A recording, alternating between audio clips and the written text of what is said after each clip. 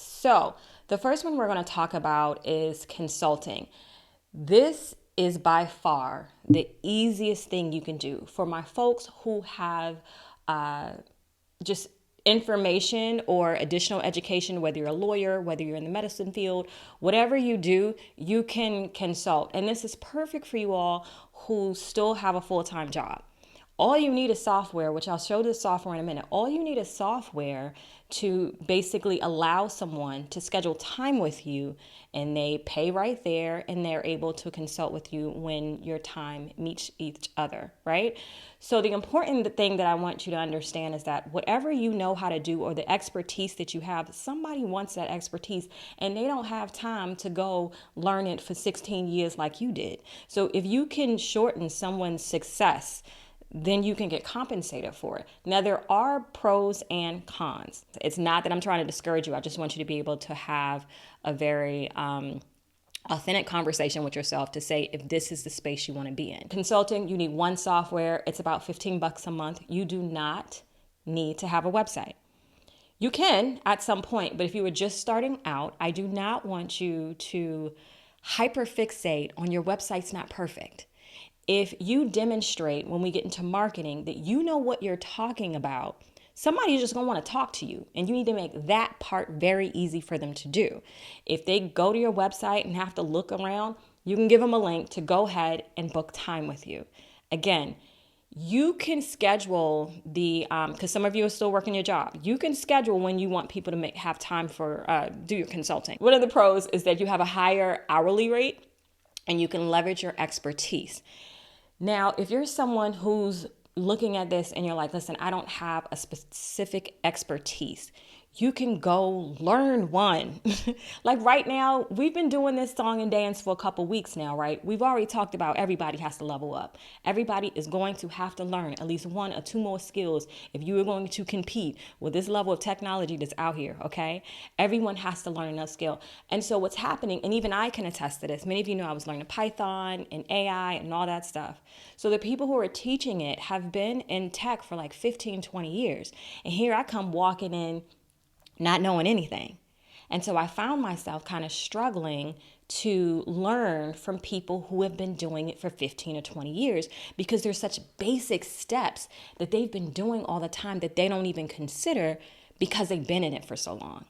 So I'm saying that to encourage you that there is an audience that needs to know this bare bones. And if you are fresh into this journey, you can give a different perspective on whatever it is you're providing, but you still need to have to produce something, like give action and be able to help someone, right? But if you're at the beginning stages, that's okay, all right? You still know more than the other person who is just learning. Now, be authentic and be transparent about that.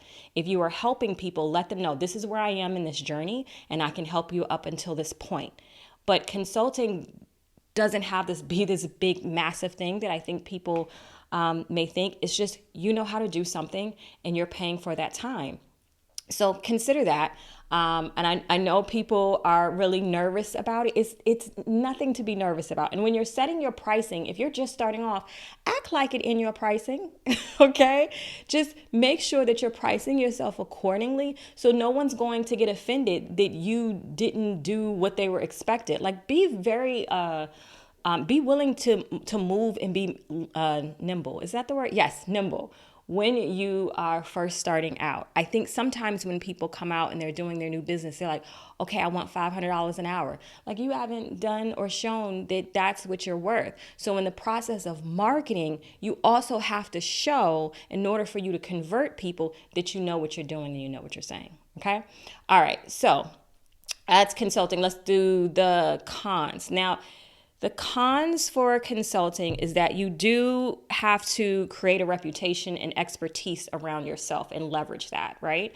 So that means that you have to get really good at what you do and figure out, be creative as how you do what you do differently from someone else. Even when you're marketing, you have to be able to say that. It's oftentimes I've gone in and worked with large companies and I say, okay, tell me why someone should work with you versus your competitor. And even large companies have looked at me and said, well, we don't really know. I don't I don't want you to do that. Okay. Because if you can't convert, if you can't tell the customer why someone should work with you, then why are they going to work with you? So I want you to really think about that. And I have some training on the site about your unique value proposition and creating that. Okay. So next one we're going to go with is freelancing.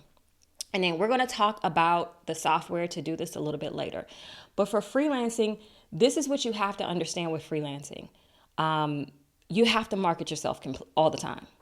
And oftentimes freelancers go from feast to famine because they spend so much time marketing that when they're working on the job, they're not marketing. And so they go from not having clients to working on clients, and it's just back and forth. So that's one of the huge disadvantages of freelancing if you don't know how to market yourself. So let's just talk about the pros really quickly. It has flexibility to choose your clients, your projects, and your work hours. And in theory, yes, but you're going to find out the flexibility is really, it depends on how flexible your client is. And so when it was time for me to kind of change my life and transition into digital marketing, I also picked marketing because I didn't want to be in an industry where everything was an emergency. There is no such thing as a marketing emergency for the most part. No one's going to die. It's going to be okay. So that was also when I had to start over 20 years ago. That was one of the reasons why I picked digital marketing and what made me start to learn everything I could about it. So when you're doing this freelancing, it's a lot different than consulting. In both cases, if you want to do it full time, your marketing has to be very, very solid and it has to be automated. But if you were doing this on the side, you may want to look into some websites, which we're going to talk about in a bit, and I'll tell you the pros and cons of that. The cons, of course, of being a freelancer is that your money can be irregular. Now, you want to do some things to make sure that doesn't happen as often, but that is par for the course. And you have to hustle. I did a video the other day of talking about you're not a position, you're a product. And this, it's been pretty evident that companies do not care about their employees, right? And so if you look at yourself as a product and market yourself as a product, whatever company you're working for, it's you are still the important one. So think of yourself less as the position you are working right now, and think of yourself like, if I'm a product, if you put me on shelves, what do I need? Do I need a portfolio? Do I need a website? Do I need to show content that I know how to do what I do well? The answer is yes. Gone are the days where you were positioned, because it's going to make it easier for you to be replaced. Okay. And you don't want that. And if you don't start implementing some of the stuff we talk about today, you're going to look, shoot, in 2 years from now, the market's going to be super competitive and it's going to be really hard for you to stand out. I am not trying to scare you. I just want you to be aware. Okay. All right. Next, we have the online course. Consulting is the easiest one. You just need one software. You can start consulting with people. Freelancing is very easy to start because you don't really have to come up with much capital outlay in order to start it. You just have to get clients. If your clients like you and they want to continue working with you, that can be a good thing. The online course, okay? The online course is a great space to be, but this is what a lot of people online do not tell you. You need an audience in order for this to work well. And what happens is there is capital outlay as it relates to an online course. This is not a place that I would tell someone to start. If I would tell you to start in consulting, I would tell you to start in freelancing, because most of the software that you're going to need for an online course is you have to pay for it. And if you haven't built up your audience large enough, when you launch your course, no one may buy. And so now you have all this capital outlay, and you may even have some frustration, or you think that this was a bad idea simply because people didn't buy. But here's the thing. If you have an online course and you haven't talked to your potential customer, meaning you haven't engaged with them, you haven't developed your audience, you don't even know what their problems are. So it's possible that you created a course that doesn't necessarily fit the needs of the audience you want to work with. But when you build your audience, you end up hearing the same questions over and over again. And then you say, oh, okay, I might need to make a course out of that. So courses are great. And I'm going to talk to you about some software that can help you implement that if you have an audience and you want to implement it into your business workflow. But if you do not have an audience, I want you to stay away from this particular business model for now. You can definitely implement it. It can be a passive source of income. I know everyone is looking for that, but there's a lot of work that happens to happen initially before you go into this space. Okay, did I do the pros and the cons? I think so. I didn't put them up there. Okay, whatever. Okay, so for here, this is talking about resources, spreadsheets, templates, that type of thing. So the good thing about this is it has low overhead. And why aren't my pictures coming up? I did that wrong. Hold on, let me do this back. See my visuals all over? So it has low overhead costs, and it's absolutely scalable. And the issue with this is that you may have some privacy issues. Piracy, not privacy, piracy. People will take your stuff. Here's the thing. People won't take your stuff if they want it anyway. Okay. There are some software that you can employ that can, put your customer's name on it if you're doing ebooks or things like that. But listen, I wouldn't recommend to spend too much time on that. What you want to understand with resources is the great thing, and I'm going to show you some. If you make it industry specific and you make it so that you're saving your customer time, you can charge a good amount of money for it. And there is no limitation as to how many you can sell. So whether it's spreadsheets for restaurants to help them with their finances, whether it's contracts that attorneys make to templatize, there are websites that all they do is sell templates. They sell templates for websites. They sell templates for contracts. They sell templates for everything. So think about your ideal audience. Is there something you can create that could be a template and that can save them time and that you can sell that? That you can absolutely do while you still have a job or while you're transitioning. But you really need to know what your audience wants. So if you are the type of person that you want to create a product, but you want to go in a closet quietly and not engage with your customer, then when you come out, nobody's going to buy your product. Okay. So you have to engage, go to the groups, go to Facebook groups, go online and see where your audience is and what their problems are. And then create a template that would be beneficial to them. Okay, next we have goals and specific systems. This is the specific systems is kind of a portion of what I did with digital marketing. So the pros is that it has high demand, value-based pricing with extremely high margins, and it is revenue generating. So in my industry of digital marketing, I did lead generation systems and I did marketing systems. So I would build out this whole educational marketing system. Oftentimes when I worked with plastic surgeons that were doing mommy makeovers. When someone is searching for a mommy makeover, they don't just go search and then immediately get in their car and go to see a doctor. They research, they go through a variety of websites. And so what my job was to make sure that my client showed up number one for mommy makeovers in that area. After that, there's a series of education content that is given to the person who's interested so they can feel comfortable. And the doctor is the expert in that process. And we wrap the content and marketing around him. So that was the lead generation system that we would tend to use. Now, once you do it with one doctor, if there's plastic surgeons in other states, cities, or whatever, we can just replicate that process and do it with other doctors, do it with accountants, do it however you want to do it. So you don't necessarily have to recreate the wheel, and you get to get paid based on the value you bring versus the hourly rate.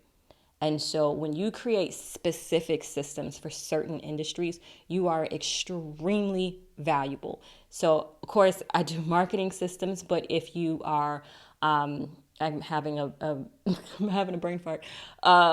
If you're an attorney and you have a systems for, let's say, a corporate attorney for a business, and let's say they're having HR issues and they have to go to court, or they're having intellectual property issues, and you have a system that can easily deal with this problem, you get paid very well for that. So in your industry, I want you to think about, do I have systems in my industry that I have created or that I use that I could sell that to people for money?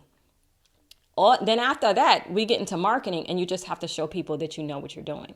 So again, we talked about consulting, we talked about freelance, we're talking about resources and templates, and now we're talking about specific industry-based systems. Even if you're like a photographer and you have a specific system to get new clients or get new wedding clients, other up and coming photographers will want to know that. You could sell the system. So think about what you do in your business that's super efficient that maybe someone isn't doing, and you know it could save them tons of time or tons of money. And now you can sell that system as a template. So selling systems are very, very valuable. And think about what you can do in your industry with that. So next is online workshops. Online workshops are my favorite. Do I look excited? Online workshops are everything that a online course is, but better. And the reason why I like online workshops is because you usually charge a nominal fee. So no one has to think, oh, this is too expensive, I don't know if I want to do it. Whereas courses, they're usually pretty expensive. But a workshop, if you come and you can solve a problem for your ideal audience in anywhere from an hour to 90 minutes, what this ends up doing, it ends up turning into, it's almost like doing a paid webinar, but I feel like it has better results. So you're getting people together to do this training. I know in the picture, I'm using it illustrated, it's in person. I'm saying online. You can use Zoom, Google Meets, whichever software that you use. You can use a scheduling software to have people pay for it, and I'll show you all this later. And then you teach a class. Now, when you're doing your workshop, you want to make sure that the person leaves being a different person. They know how to do whatever it is you said that you were going to teach them how to do within that hour. That is important. And so when you think about your system or your process or whatever, what win can you hurry up and give your potential client?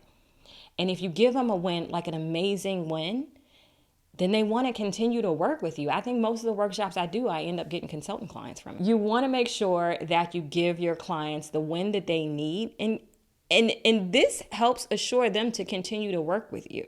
So think about workshops. They're super easy to do. Again, the same scheduling software that you can use for consulting, you can use it for workshops too. All right, so it's very easy.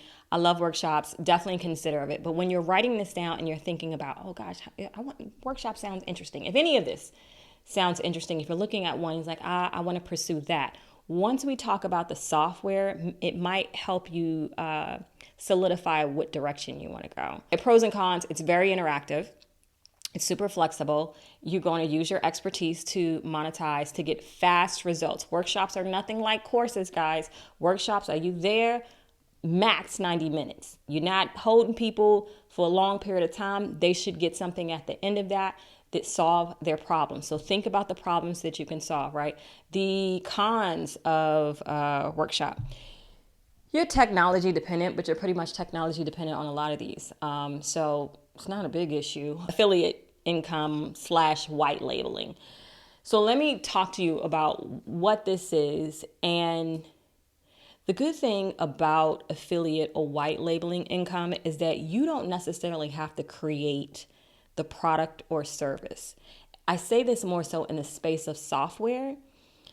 So for my folks who still have a job, or you have a transition, you're transitioning for whatever reason, I want you to look at a software that you may use in your business. And let me quickly explain what affiliate marketing or referral income is real quick for those who don't know. Basically, you get a referral commission from a corporation because you referred someone to the product or service. You may be familiar with like Amazon affiliates program and things like that. And that's great. But when it comes to software has some of the best affiliate programs. And if you do work, 9 times out of 10, you're doing a software. So you could do something as simple as making a ton of tutorials for this specific software and getting people to sign up for the software because you're showing them how to use it. If that's all you want to do, you can absolutely do that. And what you need to understand as to how the internet works, at some point, the keywords of this company are going to be associated with you because you're continuously pulling out content and your name is associated with that company. So when that starts to happen, oftentimes the company, if it's a software company, will reach out to you, because software companies, they do a decent job of creating a product, but they do a terrible job of marketing. And so if you can provide that service for them, you can end up getting brand deals with them. They may pay you monthly for you to either put the content on your site, or you can create content for that business. So affiliate marketing on that aspect with software is really interesting. My favorite is what's called white labeling. And what white labeling is they will give you their software, but you're allowed to brand it the way that you want. You can put your company's name, you can put it on your company's domain, and you can use this service with your clients, but they are the ones who've created it. For example, I use in my business Active Campaign, and I'll show you this in a bit. Active Campaign has a white label partner program. So I can take Active Campaign and all of its functionality and use that with a client, and I get to set how much I charge the client for using this. So the benefit of this is, even in your payment structure, like you're selling your time, you're selling your expertise, now you're also selling a software that you didn't have to create. Okay, so white labeling is my favorite. And so what I would advise you to do, if you want to know if a software that you have does white labeling, just Google it. Just put law software white label. I did email marketing software white label, and start to look at those things. And if you just want to grow the business of this white label product, you can do that too. If that's all you want to do. Here's the thing. You can adjust all of these business these business models the way that works best for your life. You don't have to go full time. You can go full time, but you have to start, because none of this is going to happen overnight. And the longer you wait to implement any of this, it's going to take longer for you to get there, because the world is about to get super competitive. Okay. So look at affiliate income and white labeling. And when we talk about affiliate income, this is, the passive income that people are referring to, but I would tell you to be a little bit more active with it, because that's how you get the benefit of it being a completely separate form of income. You do want to have an audience. This is another thing between online courses and affiliate income. You do need an audience in order for you to get the money that you want from that. However, if you look at white label opportunities, you can make money immediately. So let me give you an example of Active Campaign. So Active Campaign is another email marketing software service. There's a ton of them out there. But if you got really specific, and let's say you wanted to create email marketing software or marketing campaigns, this is combining systems and white labeling. Okay. So if you created a marketing system for accountants and it was an email marketing campaign, you can give a fee for having access to Active Campaign, which is white labeled with your company, in addition to the system, the email marketing system you're creating. That's the templates, that's the emails, that's the follow-ups, that's the autoresponders. And you can sell that. You can sell that as one package and someone in-house will do it, or you can do the service for the accountant. So now we're going to talk about video content. Now with video content, you can do this a variety of ways. You will have to stick with it for a little bit, right? So with video content, you can have multiple forms of income that just fall around your video content. And let's talk about the pros and cons of that really quickly. So the pros, you're going to have various monetization opportunities, flexibility, high engagement reach, remove the selling aspect. And the cons is it's high competition, variable income, pressure, burnout, platform dependency. So let's talk about this really quickly. So when we talk about creating this video world, right? When you first start out, nobody's going to see it, but you still have to commit to that. And then again, we're talking about keywords. All of these algorithms want to push content to a user based on what they've done before. And the only way they know what kind of content that they should send to them is based on keyword. Not the only way, but keywords help. So if you are just starting your channel, you want to make sure that you have keywords in there that your potential customer would look for. So I know some people want very creative titles. Don't do that, especially if you're just starting off. If you create super creative titles that no one can understand, including the algorithm, it's going to be hard for people to find you. So when you're creating your video content, create some videos that will answer the questions that your audience would potentially have. So for me, as I'm trying to learn, new skills and things, there may be a specific thing I don't understand. So I searched that specific, like, I guess in Python, I was having a hard time understanding like arrays and different data structures and stuff like that. So I had to Google it specifically. So in your titles, you want to make sure that they are keyword specific so that people can find you. And once you start to get your audience based on what material that you create, then you can get various monetization opportunities from that. And not just depends. You can have sponsorship, you can have AdSense. Do not ever become dependent on AdSense. You're building your audience so then you can go and do those online courses that we were talking about and the variety of other online income things we were talking about. If you build your audience first, it's going to be substantially easy for you to sell whatever product you want to sell after that. But just make sure you're giving value and you're making yourself super easy to be found. Don't know how to code, you can still build software. And that's really cool because here's the thing. Oftentimes we may have had an amazing idea for software, but we didn't know how to code. Okay. And so if you're in marketing, if you're in HR, whatever industry you're in, you probably thought, there's a software that I really need. And you may had to purchase software that did some of what you wanted, but not everything. We're getting ready to get to the point that we can create our own personalized software that solves all of our needs. And there are companies that are combining with AI to make sure that it's easy just for the regular person. Why does that matter? Because oftentimes the people who make the software and the people who really need it are two different people. And so when it's time to sell it, you're just saying yes to a software that kind of worked. But because you are the one on the ground knowing what type of software is needed, you can create a product that can actually help your audience. And with that, you can go ahead and have the subscription income and all of that great stuff. So we'll talk about some websites that will help you do that. Next, we have subscription and membership.